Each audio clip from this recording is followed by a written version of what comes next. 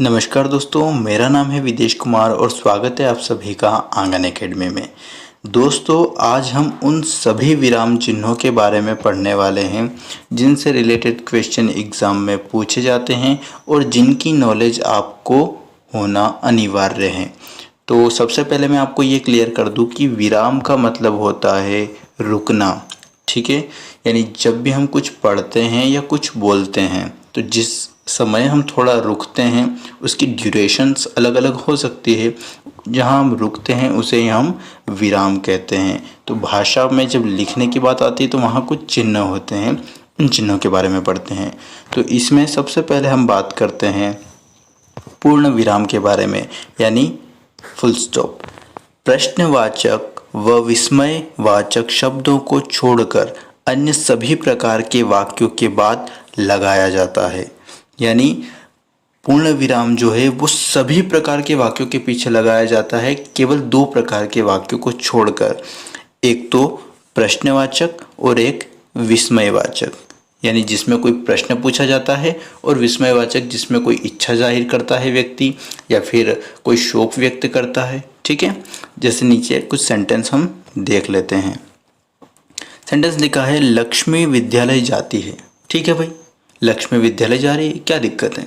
Simple sentence है, इसलिए इसके पीछे फुल स्टॉप लगाया गया है। अब यहाँ कोई प्रश्न तो नहीं किया गया है कि क्या लक्ष्मी विद्यालय जा रही है कि नहीं जा रही है, या फिर कोई विस्मय तो हुआ नहीं कि ओहो हो लक्ष्मी विद्यालय जा रही है जी, या फिर ओ अरे वाह लक्ष्मी विद्यालय जा रही है। ऐसा तो कुछ नहीं है, सिंपल वाक्य है लक्ष्मी विद्यालय जा रही है, तो फुल स्टॉप लग गया। नीचे एक और सेंटेंस आप देख पा रहे होंगे, नेताजी राष्ट्र की शान है। ठीक है ना सर, शान है, क्या दिक्कत है? सिंपल सेंटेंस है, तो यहाँ पे पूर्ण विराम लग गया।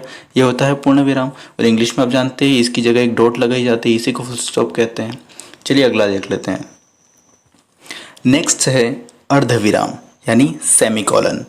जहाँ पूर्ण विराम से कम तथा अल्प विराम से अधिक समय तक रुका जाता है, अर्धविराम वहाँ पर लगाया जाता है।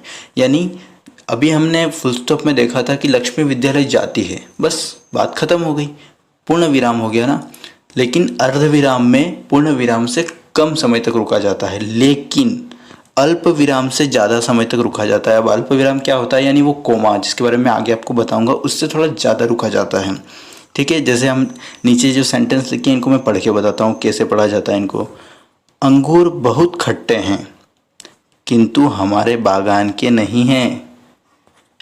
सेकंड है, उनकी लड़की कुंवारी है किंतु विवाह योग्य है। ठीक है, तो इस तरह से इसको पढ़ा जाता है। और ये वाला वो चिन्ह होता है जिसमें एक कॉमा होता है और उसके ऊपर एक डॉट लगी रहती है। नंबर 3 पर हम बात करते हैं अल्प विराम के बारे में। इसके बारे में आप सभी जानते हैं, कॉमा की बात हो रही है। ठीक है, शब्दों व वाक्यों में भेद के लिए प्रयुक्त होता है। चलो इसको थोड़ा सिंप्लीफाई करते हैं। यानी एक ही कैटेगरी के बहुत सारे वर्ड्स आ जाते हैं तो उन्हें डिफ्रेंशिएट करने के लिए कोमा का यूज़ होता है। जैसे मान लीजिए बहुत सारे नाम आ गए, राम, श्याम, मोहन, सोहन, गीता, सीता, तो इनके बीच में हम कोमा लगा देते हैं। जैसे नीचे लिखा है ना, गाय, बैल, भैंस, बकरी, इनके बीच में अल्प विराम यानी छोटा सा विराम हम लेते हैं। तो ये तो हो गए शब्दों के बीच में। वाक्यों के बीच में भी विराम होता है, जैसे ये लिखा है ना, हाँ मैं ठीक हूँ। ठीक है, तो इस प्रकार के वाक्य के बीच में हम क्या लगाते हैं, कोमा, यानी कि अल्प विराम।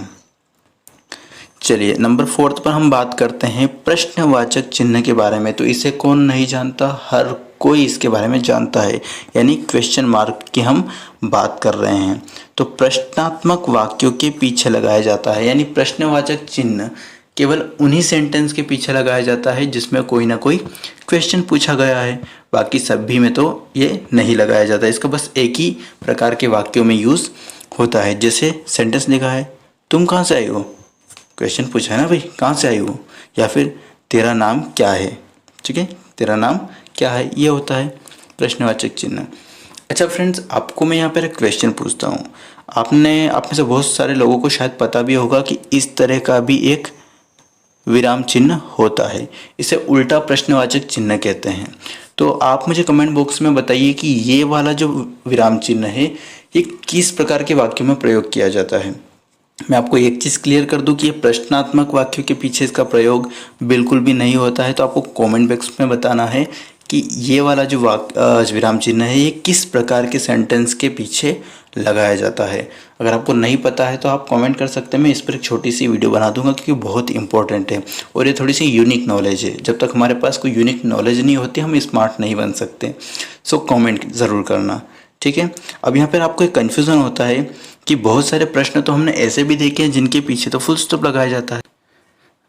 जैसा कि मैंने बताया है कि जितने भी प्रश्नात्मक वाक्य होते हैं यानी जिनमें कोई प्रश्न पूछा गया है वहाँ पर जो है प्रश्नवाचक चिन्ह लगता है, किंतु बहुत सारे ऐसे भी देखे हैं जिनमें क्या करता है कि प्रश्न के पीछे पूर्ण विराम होता है। तो ऐसा क्यों होता है? ऐसा इसलिए होता है क्योंकि उन प्रश्नों में कोई प्रश्न पूछा नहीं गया है, कोई निर्देश दिया गया है। जैसे फॉर एग्जाम्पल महात्मा गांधी के जीवन पर टिप्पणी लिखिए, तो यहाँ पर कुछ पूछा गया है क्या? नहीं, आपको एक इंस्ट्रक्शन दिया गया है कि टिप्पणी लिखिए, यानी आपको एक काम दिया गया है, इसलिए वहाँ पर कोई प्रश्न नहीं है, इसलिए ये नहीं लगता, वहाँ पर ये वाला लगता है, ठीक है। इस प्रकार के प्रश्नों को कहते हैं कथनात्मक प्रश्न, ये भी ध्यान होना आपको बहुत ज़रूरी है।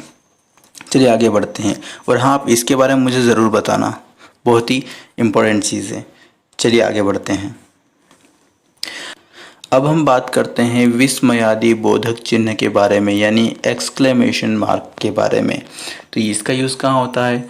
हर्ष, शोक, आशीर्वाद, कामना आदि के पश्चात प्रयोग किया जाता है। यानी जब कोई हर्ष की बात हो, यानी कोई खुशी की बात हो, जिससे अरे वाह क्या बात है यार, या फिर जब कोई शोक हो, ओ हो बहुत बुरा हुआ जी, बहुत बुरा हुआ, या फिर कोई आशीर्वाद दिया गया हो, जैसे यशस्वी भव, आयुष्मान भव, पुत्र भव, ठीक है, या फिर कोई कामना की गई हो जैसे सदा खुश रहो या भगवान आपका भला करे। इस प्रकार के सेंटेंस के पीछे ये विस्मयादि बोधक चिन्ह लगाया जाता है। जैसे नीचे आपको सेंटेंस देख पा रहे होंगे आप, वाह कितना सुंदर महल है, ठीक है, तो इसके पीछे लगा है। सेकंड, ओहो हो बहुत बुरा हुआ, बहुत बहुत बहुत ही बुरा हो गया, ठीक है, तो इसके पीछे भी हम ये एक्सक्लेमेशन मार्क लगाते हैं।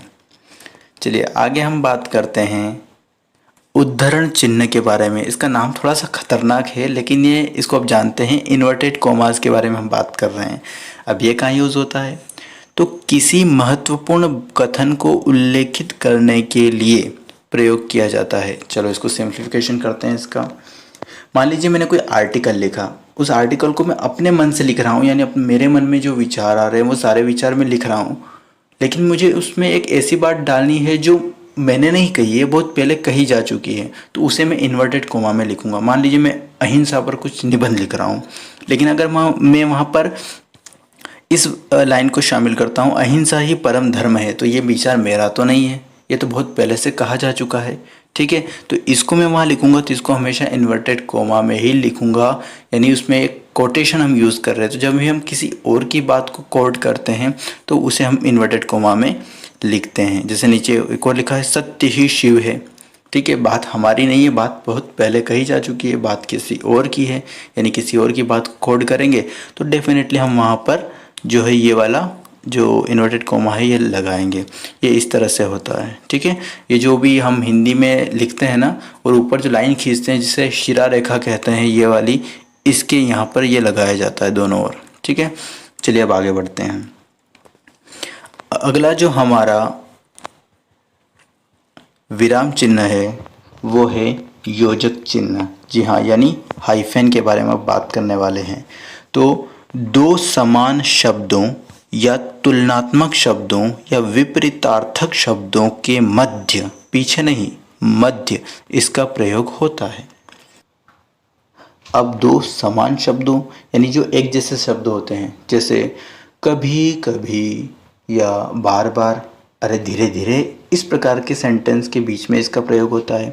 या तुलनात्मक शब्दों जैसे चांद सा, ठंडा सा, मीठा सा, कड़वा सा, इस प्रकार के तुलनात्मक शब्दों के बीच में इसका प्रयोग होता है। और साथ ही विपरीतार्थक शब्दों जैसे दिन रात, उल्टा सीधा, आगे पीछे, ऊपर नीचे, सर्दी गर्मी, इस तरह के सेंटेंस के बीच में भी इसका प्रयोग होता है। जैसे लिखा है ना, लाभ हानि, बार बार या चांद सा, ठीक है। तो इनके बीच में हम यूज़ करते हैं योजक चिन्ह यानी हाइफेन को। ये इस तरह से होता है। चलिए अब आगे बढ़ते हैं और अगला विराम चिन्ह देख लेते हैं। नेक्स्ट है निर्देशक चिन्ह। जी हाँ, जिसे डैश कहा जाता है। डैश मुख्यतः संवाद लिखने के लिए प्रयोग होते हैं। अब हम क्या करते हैं, जब हम स्कूल में पढ़ते थे तो हम देखते थे कि हिंदी और इंग्लिश की बुक्स में, अगर हम हिंदी की ही बात करें तो उसमें बहुत सारे नाटक या एकांकी होते थे। तो उनमें क्या होता था कि एक व्यक्ति का नाम लिखा होता है, जो पात्र होता है, कैरेक्टर होता है, और उसके आगे एक लंबी सी लाइन खींची होती है और उसके आगे उसका जो डायलॉग है वो लिखा होता है। जो वो लाइन खींची रहती है ना, उसे ही निर्देशक चिन्ह कहते हैं, उसे ही डैश कहते हैं।